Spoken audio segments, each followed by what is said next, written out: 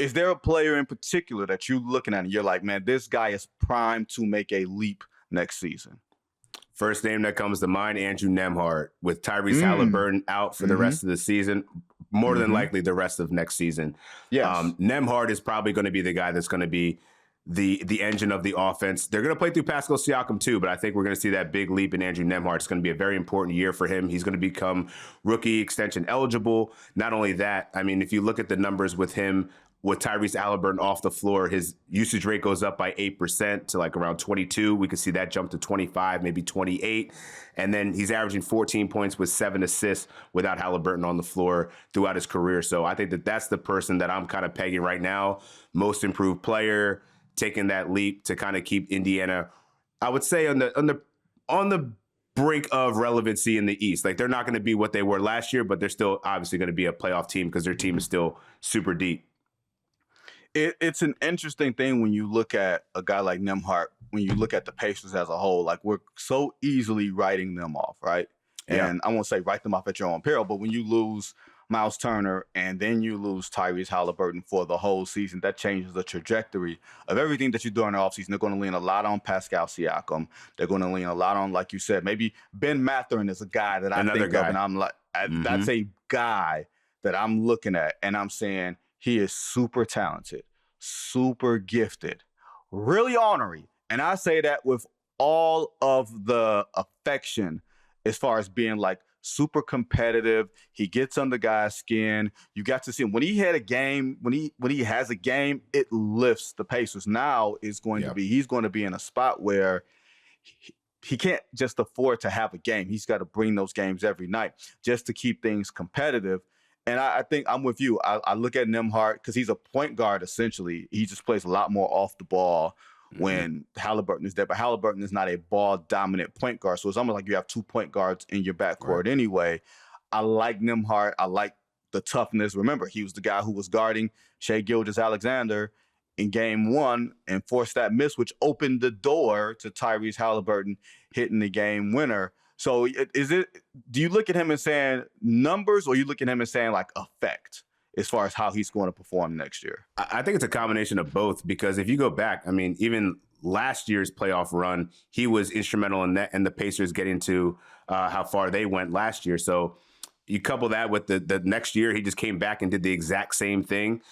His confidence in his midi, he can play make. To your point, he was playing a lot off ball, but I think we're going to see so much more attention to him because he's going to be getting that those more minutes.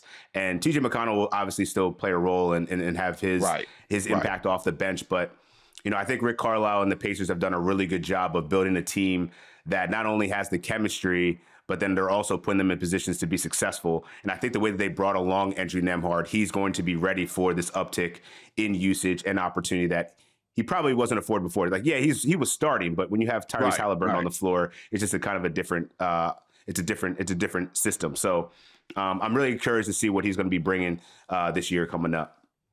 Yeah, Ben Mathurin is one of my guys.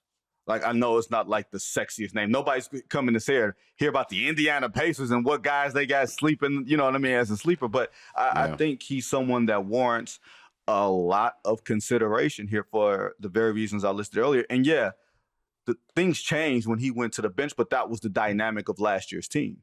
Right. He came off the bench during the second half of last year. His numbers dipped a little bit in the playoffs because that's just what happens sometimes when Rick Carlisle becomes heavily more dependent on vets, and you can't afford to have a young player get in foul trouble in some of those situations, some bad matchups along the way. But he's going to have the runway. I think when you look at him, when you look at Nesmith, you're going to have guys who have the runway to play, to be able to afford to make mistakes.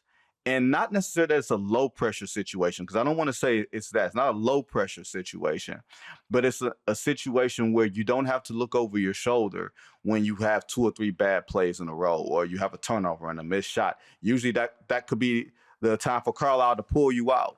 Now you can see Ben Mathurin as a ball handler in the pick and roll. You can see him playing with Pascal Siakam and seeing if their chemistry can develop just with more usage and more opportunity to play.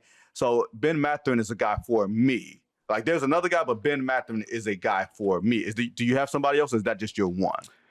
Yeah, I was thinking also Ausar Thompson. I mean, Amen Thompson, I think, has already kind of arrived here, and the Houston Rockets are already second. I mean, they're second odds on favorite to win the Western Conference. Yes. I think his breakout was already there, but I think the Ausar leap is what's really going to propel the Detroit Pistons to be. Are they going to be a 6 seed, or are they going to be like a 3 seed? Are you stealing the next segment? Just tell me you're still in the next segment. Go ahead. Just tell me you're still in the next segment. But I had to show love to because the thing about Ausar, I think he's been kind of overlooked because he dealt with the blood clot injury, and he kind of came on midseason. Obviously, there was some change not only in the front office but with the player personnel, with Tobias Harris coming in there. With Detroit not doing too much in making a big splash in the offseason, they brought in Duncan Robinson, they brought in Karis LeVert. I don't know that that's going to stunt the growth of Ausar Thompson. So if you're looking at a two-way player that can take this next level leap, this is the year that I think we're going to see Ausar Thompson kind of be more closer to what we saw of Amen last year. I think his shot's going to be better, not going to be great, but it's still going to be improved. He can play make, he can get out in space, create in transition, and he's just a menace on defense. So that's the guy that I'm really keen in on Detroit, that I think could be that X factor for them to go to that next level if they're going to take it there. So, y'all, this is what happens when, sometimes you don't completely prep together on stuff because, somebody may have some microphone difficulties and things of that nature, so you can't get into it. I have no idea what you're talking about. Yeah, completely. We're going to talk about Ausar Thompson later. We're going to dig a little deeper into Ausar Thompson later because we're going to talk about that particular team. A guy that I'm thinking about, and I agree with everything you said about Ausar Thompson. I think he's going to be in the most improved category, if not a bunch of other categories that we select teams on. What do you think about Alex Sarr in Washington? Second year, I know it's Washington. Nobody pays attention to them because they're the Wizards, and now they're trying to be Oklahoma City, like west, east, southeast, right? That's where the Wizards play. I'm always curious about first-year players going into their second year, and a big thing for me is first-year player going into second year. How did you perform in the second half All-Star break of your first year? Now, he still got to put on weight. We got to make sure he's playing in the absolute right position, optimal situation. But with I keep calling them Oklahoma City, but they're Washington. They keep doing things that's Oklahoma City like. OKC-esque, yeah. Yeah, we're going to take on players and get picks. We're going to take on vets and try to establish a culture. That's why you wound up getting, Chris Middleton over there. You know what I mean? Like that's the reason. Yep. Mm-hmm. Yeah, CJ McCollum now with that big, $50 million price tag. You're going to have vets that, if nothing else, show you how to play and are going to be invested in your success because their money is already set. They're not going to be playing for, the next big money contract, so to speak. Alex Sarr, just because of his physical makeup, I want to see him put on some weight. I want to see him have some better, shot selection. Sometimes he had trouble with not necessarily length, but girth around the rim. Like bigger guys seem to affect him a little bit. Usually guys that are that young, you know what I mean, Dan? Guys who are that young and they're coming into the league and they're foreign, it takes them a year or two to really get it. Maybe I'm jumping on it a year early, and usually that's what I've been. I've been the guy throughout my career that is, I'll jump on you a year early. I'll give you the most improved tech a year before you maybe really, quote unquote, deserve it. But I'd rather be that guy than say, yeah, I saw her alone, but I wasn't going to say it. No, I'm calling my shot now. I think this kid is going to be good.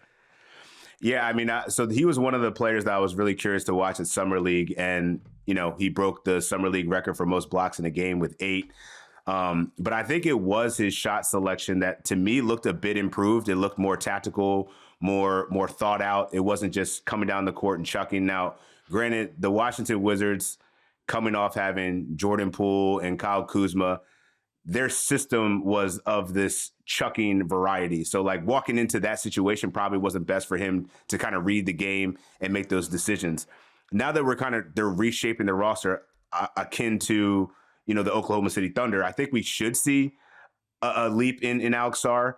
I'm encouraged, like defensively, I think he's fine. Right. Yes. It's the offensive game where I'm like curious, like, where is he? He's kind of he doesn't really bang in the post enough. So like, is he more of like a shooter? Is he going to be popping out for 3, taking those mid-range, at the nail kind of shots there in the midi? I think he could take the leap, but I think the Washington Wizards are a team, like if we're looking, not to foreshadow, but if we're looking for a team to make the biggest improvement in terms of record from the previous year, I think they're going to be in that conversation because I think they're going to be better than a lot of people think. Well, it's hard to be worse. It's hard to be worse than people thought. It's hard to be worse. Yeah. So, I mean, it's not going to be an all-star leap. It's not going to be, but he could be a most improved conversation if we lock it. Because, like, their front court isn't that intimidating for him not to make an impact in his third year. So, yeah, I like the call. I think it's a bit early, but I could see it happening if the Wizards improve. And it's going to be off the strength of him and obviously Bilal Coulibaly taking a big leap. And we'll see how Trey Johnson kind of fits in there as their primary bucket getter. You don't have to agree, but you have to click subscribe. Debate lives here. Yahoo Sports is where the conversation starts. Bring your takes to the comments.